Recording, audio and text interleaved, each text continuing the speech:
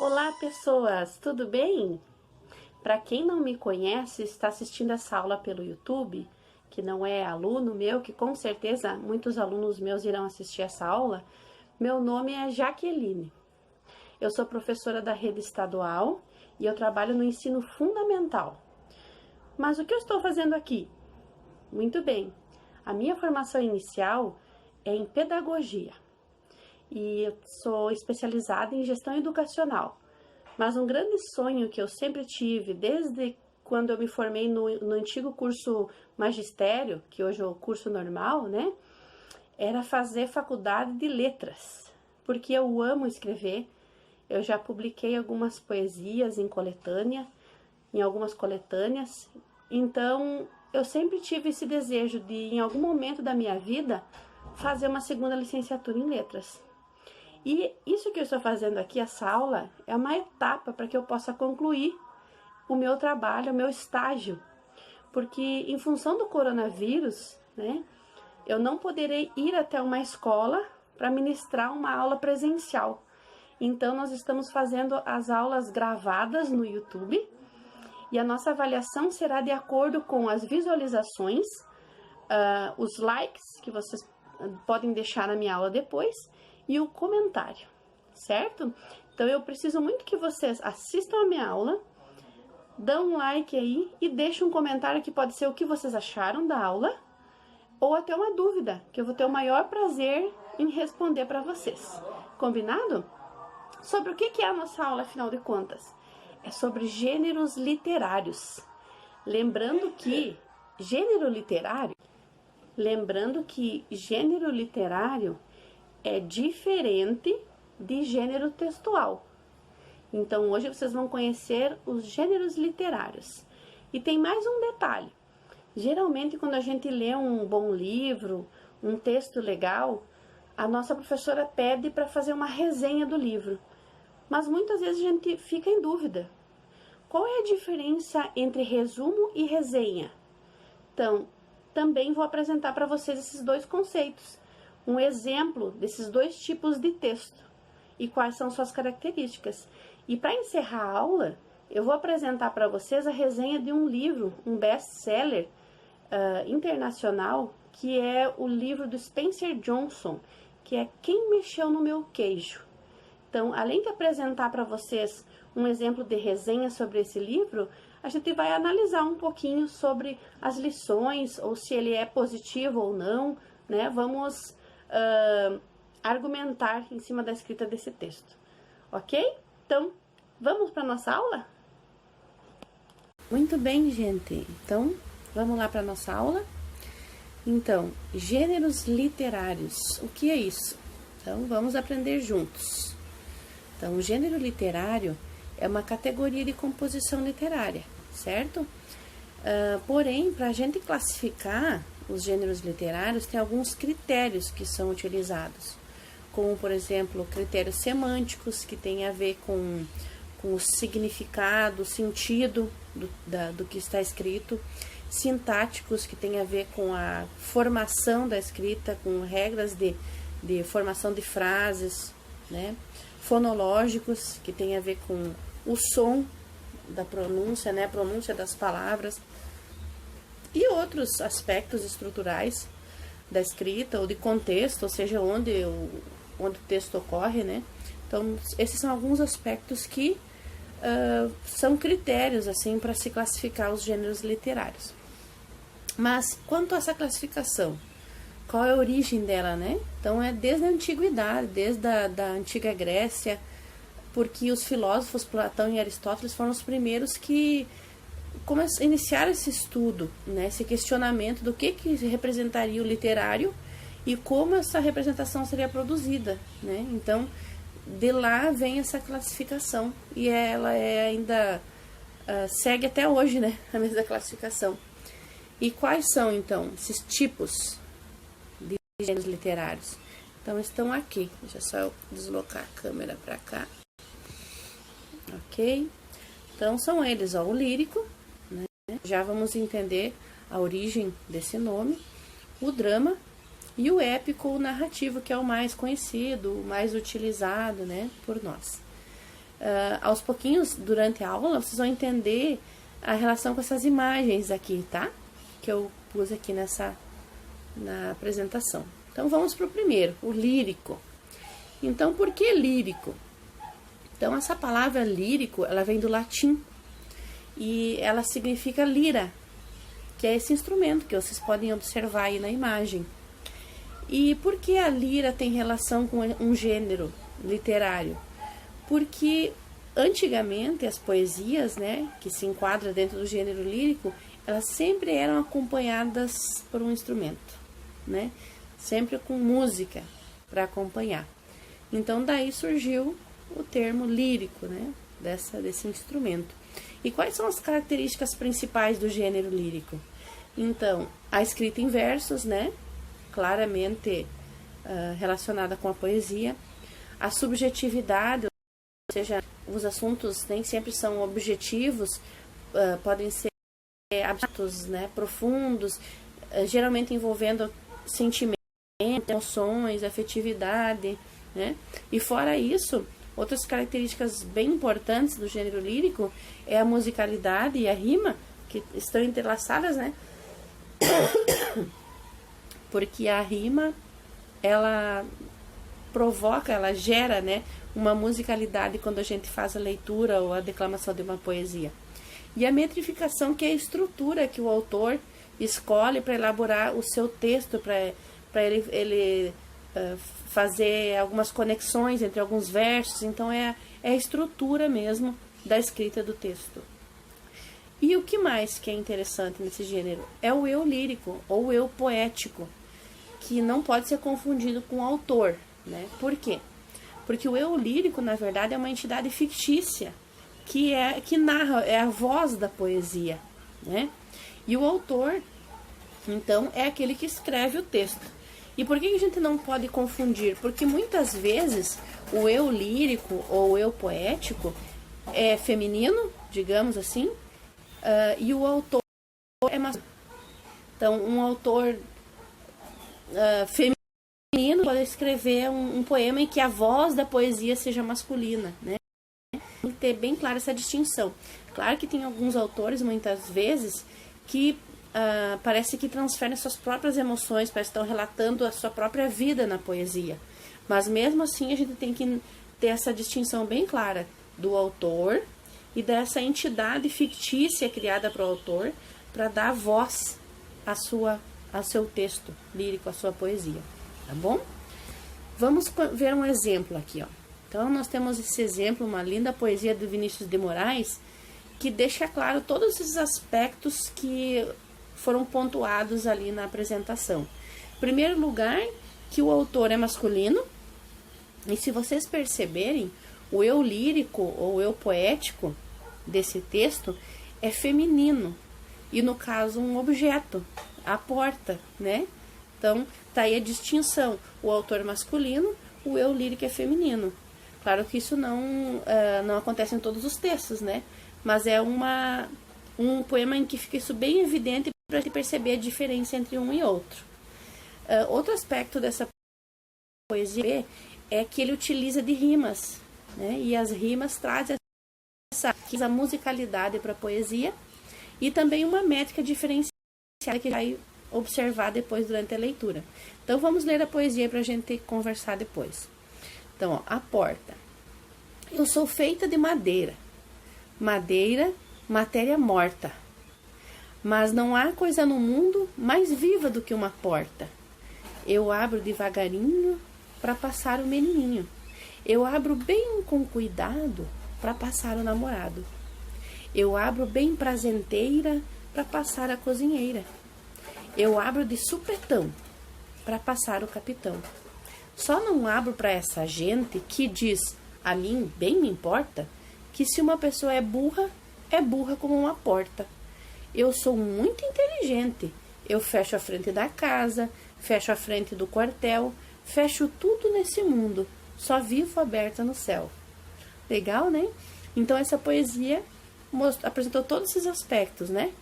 O eu lírico ou eu poético, no caso feminino, o autor masculino, a rima, né, que enriqueceu o poema, que trouxe uma musicalidade na leitura, e uma métrica de exemplo. Ó, vocês vão perceber que não rima verso a verso. Ó. Madeira não rima com mais nada depois. E o terceiro verso, mundo, também não. Então, ele vai rimar o segundo verso com o quarto verso, ó, morta com porta.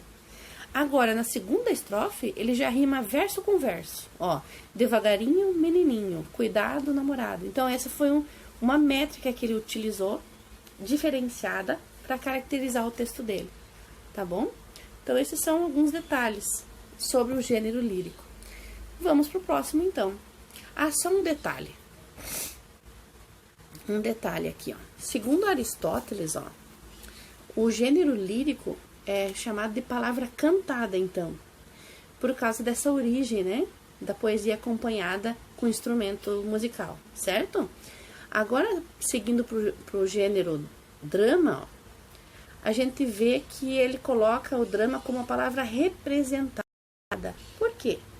Então, exatamente porque o texto dramático, ele é escrito para ser encenado ou para ser dramatizado. Até porque a origem da palavra drama é do grego e significa ação.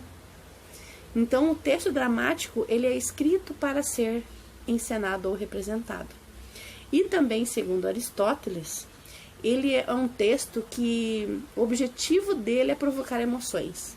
Ou seja, a plateia que assiste um texto dramático encenado, ela é tomada de grandes emoções.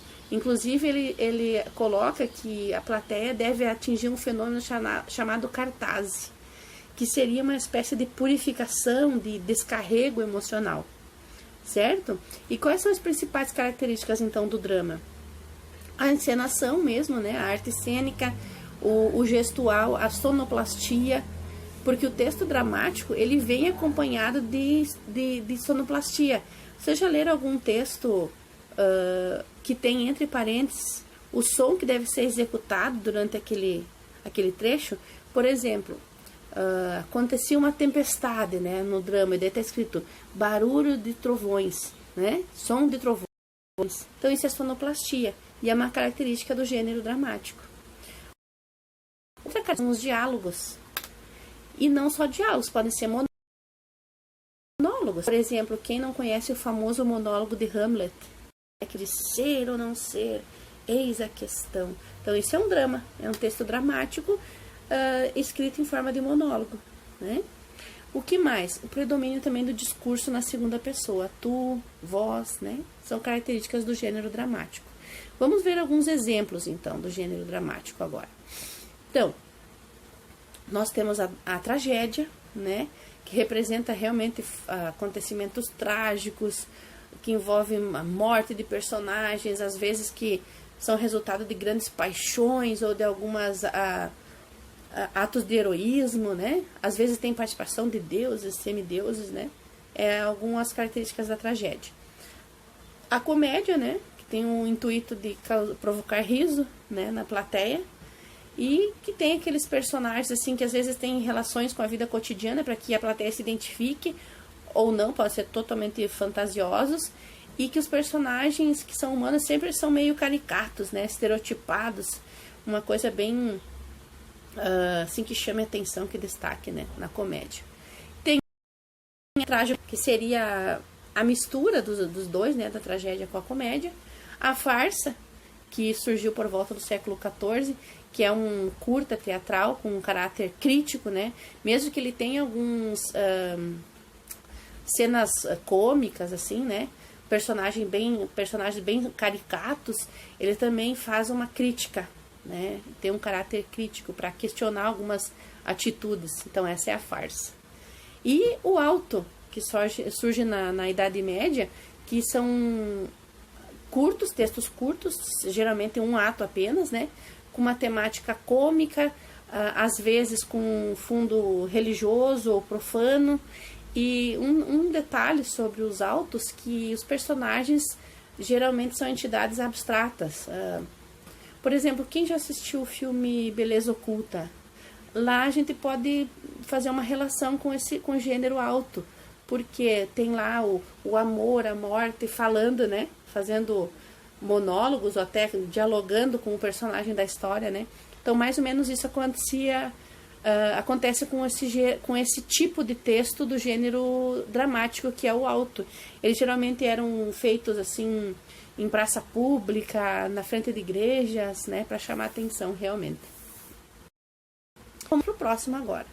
Então, o próximo é o gênero épico ou narrativo, né, que é o mais utilizado, mais conhecido, que Aristóteles também bem designa como palavra narrada. Por quê? Porque ele realmente é utilizado para narrar, né, para contar histórias. Mas por que essa origem, essa palavra épico? Então é porque lá na antiguidade, quando se iniciou então essa classificação dos gêneros literários, a narrativa era utilizada para narrar grandes feitos, façanhas, grandes vitórias em batalhas, ou às vezes até alguns relatos fantasiosos e lendas, né? Então servia para isso, né? Para engrandecer os personagens, às vezes uns relatos bem exagerados, né? Então daí a origem épica, né? Porque eram narrativas épicas, históricas, né? Mas hoje, muito bem, adequadamente, né, adaptado para o termo narrativo, porque é o que realmente é, né? São narrações. E quais são as características, então, do gênero narrativo? É que elas podem narrar as situações reais ou não, né? Podem ser fictícias, contada por um narrador, respeitam uma estrutura, né? Que é a introdução, desenvolvimento e conclusão, e também tem alguns elementos que vão constar na narração, que é o espaço, o tempo, personagem, enredo, o narrador, né? E aqui abaixo está mais pontuado assim essas características, então, que ele é geralmente escrito em prosa, né? A ação é contada por um narrador, ocorre a narração então de sucessão de acontecimentos reais ou imaginários, apresenta uma estrutura básica, como eu falei, que é introdução, desenvolvimento e conclusão, né? A ação se desenrola num tempo e num espaço e pode ser utilizado o discurso direto, indireto ou indireto livre. O que seria isso? Então, uma narrativa com discurso direto, os próprios personagens falam entre si, se comunicam. Então, a característica de um texto com discurso direto é que tem muito dois pontos de travessão. Então, por exemplo, digamos assim, uma frase de uma narrativa, né? E a filha falou: mãe, estou com fome. Isso seria um texto direto. Um texto indireto, o narrador narraria essa cena. Ele diria assim: então,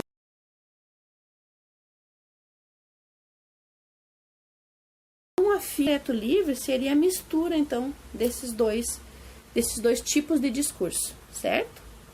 Alguns tipos de texto narrativo, né? Então, os principais, digamos assim, a epopeia, que é um texto épico, dividido em proposição, invocação, dedicatória, narração e epílogo. O que seria isso? Então, era um texto onde o narrador ele invocava as forças dos deuses, das musas, para poder falar, né, o seu texto, narrar. Ele dedicava para alguém. E daí, no final, o epílogo seria o grande finale, né? Um fechamento impactante. Então, essa seria a epopeia. Daí nós temos o romance, né? Muito conhecido por nós, que apresenta, vamos dizer, uma trama entre personagens, né? Ela é mais extensa, né? Uma narrativa mais extensa, então, o romance. A novela, que é um pouco menor, né, do que o romance, mas ela até pode conter um romance na sua dinâmica. A diferença é que a novela, ela é escrita em episódios, né? Daí nós temos o conto e a crônica. Então o conto, ele também é menor do que o romance e ele é composto por pequenas narrativas. Eles relatam assim acontecimentos cotidianos, só que eles não se aprofundam nas características dos personagens no relato, por exemplo, e podem ser também fictícios. Eles não precisam. A crônica, ela já é uma narrativa que ela aborda mais fatos cotidianos da realidade, certo? E são também textos de curta duração. Alguns exemplos que a gente pode ver são nos jornais, né, nas revistas que a gente vê crônicas. Um aspecto interessante da crônica é que geralmente a crônica ela fala de um tema conhecido, de um personagem, de de um assunto que está no momento, mas ela aborda ele de uma maneira diferente, mais profunda, né? Ou de uma forma que ninguém tinha pensado. Então, digamos que hoje alguém faça uma crônica sobre o coronavírus, né? Mas ele com certeza vai apresentar um aspecto que ainda não foi bem abordado, né? Ou por um outro ângulo, um outro ponto de vista. E por fim nós temos a crônica, né? Que é muito bem conhecida por todo mundo, que é aquela historinha que tem uma lição de moral, que os animais criam vida e falam como seres humanos, certo? Então assim a gente conclui os 3 gêneros literários. Vamos recapitular então quais são eles? Então nós temos, certo? Nós temos o lírico, que é a palavra cantada, que é a palavra representada, e a narrativa é narrada, né? Contada. Mas daí muitas vezes a gente fica com um tipo de texto, a gente gosta, começa a ler, né? E daí uma professora nos pede uma resenha da nossa leitura. Muitas vezes a gente fica em dúvida, o que seria uma resenha? Será que é um resumo? Qual é a diferença entre uma resenha e um resumo? Então vamos lá. Eu tentei organizar de uma maneira bem simples, que fique bem claro e que vocês não esqueçam mais, certo? Então, o resumo, eu vou começar pelo resumo, que é o mais simples, mais fácil de entender. O resumo simplesmente é uma apresentação resumida, mais sucinta, condensada, dos pontos principais de um texto que você leu, certo? Então, é simplesmente apresentar exatamente o texto original de uma forma mais condensada, mais sucinta. Então, tem algumas pessoas que pensam erroneamente que resumir é copiar do texto que você mais gostou. Não, isso não é resumo. É uma releitura. Você lê o texto e reescreve ele de uma forma mais sintética, onde tu vai pontuar só os pontos principais desse texto, tá? Então, quem for ler um resumo que você fez, vai ter que saber sobre o que o texto fala. Simples assim, tá? Tá, mas então isso não é resenha também? Não, não é. Por quê? O resumo tem que ser fiel à escrita original. Você não pode tomar liberdades no resumo. Você não pode dizer se você gostou ou não no resumo. Se você concorda ou não com o autor. Não, você não tem esse tipo de liberdade no resumo, tá? Diferente da resenha. A resenha, então, também é um resumo. Também é uma escrita mais sintética e resumida sobre algo que você leu, que você assistiu. Mas a resenha é de dar juízo de valor, de fazer uma análise, né, de dar sua opinião pessoal, de destacar do que você leu ou assistiu, aspectos positivos e negativos. Então, isso um resenhador pode fazer. Então, qual é a diferença entre o resumo e a resenha? O resumo, se você lê o resumo que alguém fez, você vai saber sobre o que o texto fala. Na resenha, talvez você vai ler resenha e vai desistir de ler o texto. Porque o resenhador vai dizer, não é muito bom, é um texto fraco, com pouco elemento sobre o assunto. Então, a resenha, ela tem esse aspecto, que ela carrega a opinião do resenhador, né? Claro que a gente tem que ter muita ética para a gente resenhar um outro texto. A gente não pode de forma nenhuma desmerecer a escrita original. A gente pode sim, de forma cautelosa, né, delicada, colocar as impressões que você teve daquela leitura. Então, isso é uma resenha, tá? Então, tanto o resumo como a resenha pode ser de qualquer coisa, de livro, de filme, de revista, de um álbum de música, de qualquer coisa, né? Até de uma obra de arte, de um desenho, de uma pintura, né?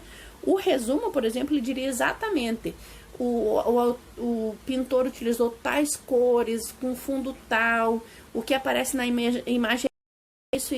O resenhador já diria outras coisas. Ele poderia dizer assim, ó, acredito que o uso de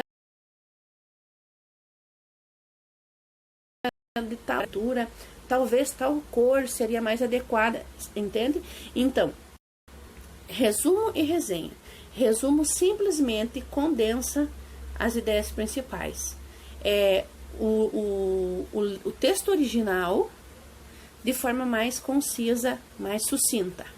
Resenha também é um resumo, porém com as liberdades do resenhador de analisar o que ele leu ou o que ele viu. Né? Naquela escrita ele pode dar a sua opinião sobre o que ele leu ou ouviu. Então, essas são as grandes diferenças entre resumo e resenha. E agora eu trouxe para vocês aqui um exemplo de resenha, tá? Que é sobre esse best-seller aí, esse livro, ó, Quem Mexeu no Meu Queijo, que ele é um sucesso de vendas no mundo todo, inclusive no Brasil. E a gente vai ler aqui uma resenha para a gente entender a diferença entre um resumo e uma resenha. E eu trouxe 2 resenhas para vocês perceber o poder que uma resenha tem sobre quem é, tá bom? Então, vamos lá. Ó. A primeira resenha diz assim, ó, Quem Mexeu no Meu Queijo é uma fábula que traz a jornada de 4 personagens em busca do queijo. O queijo aqui é a representação do alimento. Mais implicitamente pode ser entendido como um objetivo, uma meta, sempre relacionado à mudança. E acaba que ao longo da leitura acabamos apropriando de alguma atitude dos personagens e relacionando ou identificando com algo que ocorreu em nossas vidas. Os ratinhos Scurry e Sniff estão no mesmo labirinto que os humanos Hen e Hal. Não há rivalidade entre eles. Os personagens estão no labirinto em busca do alimento queijo. O que vai diferenciá-los é a jornada que irão traçar para alcançar esse alimento e a postura que cada um irá assumir quando esse alimento simplesmente desaparecer. Os 4 personagens fictícios foram brilhantemente usados para trazer reflexões acerca de atitudes da vida real.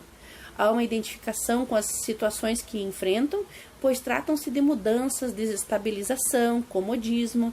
É sobre assumir o controle, seja da vida, do negócio ou de qualquer situação que exija atitude e mudança.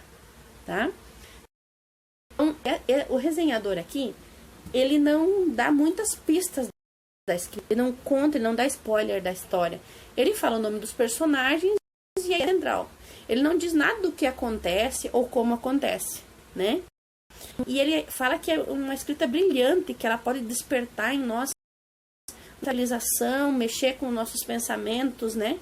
Fazer a gente refletir sobre situações da vida real, ok? Agora presta atenção na próxima resenha, que é do mesmo livro, tá? E me digam o que vocês sentiram com essa leitura, ó. Quem Mexeu com o Queijo é uma metáfora motivacional, completamente de autoajuda, com aquelas paradas estratégicas para lições e frases de impacto. É um livro fininho, fácil de ler e absorver seus propósitos. Apesar da pegada de fábula e da agilidade com que a história é contada, pode não agradar quem já não curte literatura de autoajuda. Principalmente a parte final, o debate, onde um grupo de amigos discute os impactos da história em suas vidas. Ficou forçado, uma vez que induz o leitor a se identificar com algo. Cada leitura é única e as pessoas podem sair dessa sem se interessar por absolutamente nada. Mas, mesmo assim, vale a pena dar uma chance para o best-seller, seja para aplicar ensinamentos em sua vida ou indicar para a frase do livro. O maior está dentro de você mesmo e que até você mudar. Então, por incrível que pareça, essas 2 resenhas foram feitas pela mesma pessoa. Mas vocês perceberam a diferença? Esse aqui desacreditou o livro. Disse, um livrinho de autoajuda, tu pode ler e sair sem ter levado nada. E já o outro dá uma outra visão, né? Desculpa. Então, isso é para vocês perceberem o poder que uma resenha tem. Então, uma resenha bem escrita sobre um filme, por exemplo, pode fazer com que as pessoas nem assistam o filme. Não deve ser bom, né? Então, essa é a grande sacada da resenha. A resenha leva junto a tua opinião, o teu parecer sobre o que você lê. E o resumo não, tá bom? Então, gente, no meu ponto de vista sobre esse livro, eu acho ele fantástico. Por quê? Porque ele trata um pouco de um tema que agora para quem está terminando o ensino fundamental ou que está no ensino médio, é muito falado, que é o protagonismo juvenil. E esse livro tem tudo a protagonismo. Por quê? Ele mostra um personagem que não fica acomodado, que quando vem um problema, ele não fica tentando achar culpados ou esperar que tudo volta. Ele logo toma a iniciativa em fazer alguma coisa, né? Ele presta presta atenção no instinto dos ratinhos, que agem por instinto e percebe que ele tem que ser... Isso é protagonismo, é aquela pessoa participativa, que não para no tempo, que fica acompanhando as mudanças. Mas mais do que isso, um protagonista é aquela pessoa que também está preocupada em deixar sua marca, em ajudar, em compartilhar. E isso também acontece na história. Porque o personagem que toma a iniciativa, quando ele vai fazendo descobertas, ele vai deixando recados, avisos na parede do labirinto, para que outras pessoas também encontrem o que ele conseguiu encontrar. E ele ainda tenta voltar para ajudar o amigo dele que ficou para trás, que não aceita, tudo bem. Mesmo assim, ele não desiste de deixar suas marcas para que alguém talvez encontre o sucesso que ele encontrou. Então isso é a essência do protagonismo. É fantástico. Fora isso, ele também coloca que a gente tem que se contentar com pequenas conquistas, porque essas pequenas conquistas que fazem com que você cresça. Se você traça uma meta muito grande, como um dos personagens ali só queria aquele queijo daquele tamanho com aquele sabor, tu acaba frustrado, vai conseguir. É com pequenos passos que tu vai galgando, né, o seu sucesso, tá? Então é um livro muito bom. Quem não leu, eu recomendo, tá? Espero que vocês tenham gostado da aula, que tenham entendido tudo e espero, por favor, o like de vocês e deixem um comentário para mim, que essa vai ser a minha avaliação do meu estágio, tá? Se os alunos ou as pessoas que assistirem comentarem o que acharam da aula ou deixarem uma dúvida para mim responder, certo? Um abraço, obrigado, um beijo e até a próxima.